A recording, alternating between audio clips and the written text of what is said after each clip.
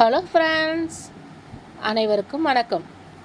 இன்றைக்கி நம்ம நீலவானத்தில் என்ன பார்க்க போகிறோம் அப்படின்னு பார்த்தீங்கன்னா, புத்துணர்வு குளியல் பகுதி 4.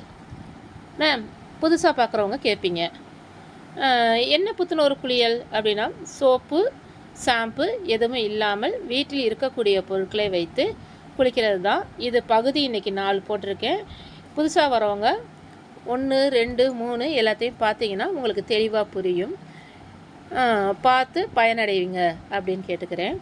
சரி, இன்றைக்கி என்ன குளியல் பார்க்க போகிறோம் அப்படின்னு பார்த்தீங்கன்னா, நம்ம இன்றைக்கி பார்க்க போகிறது துளசி. அதில் குளிக்க போகிறது தான் நம்ம பார்க்க போகிறோம். துளசியில் குளிக்கிறப்ப நம்ம பார்த்திங்கன்னா,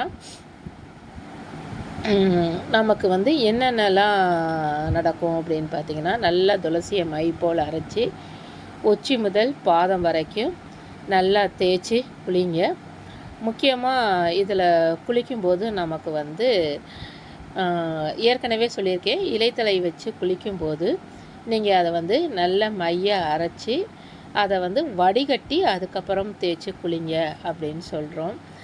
இதனால் மேற்கொண்டு என்னென்ன நன்மைகள் கிடைக்கும் அப்படின்னு பார்க்குறோம்.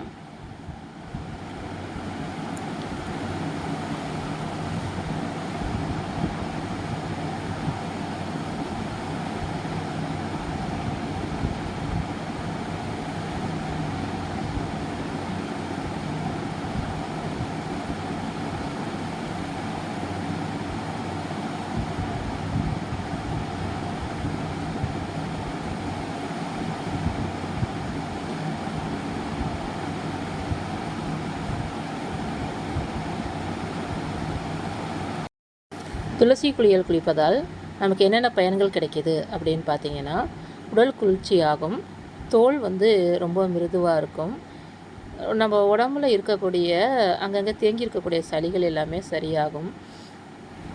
நீங்கள் ஒவ்வொரு குளியலையும் குளித்து பார்த்து அதனுடைய உங்களுடைய ஃபீட்பேக்காக நான் காத்துட்ருக்கேன்.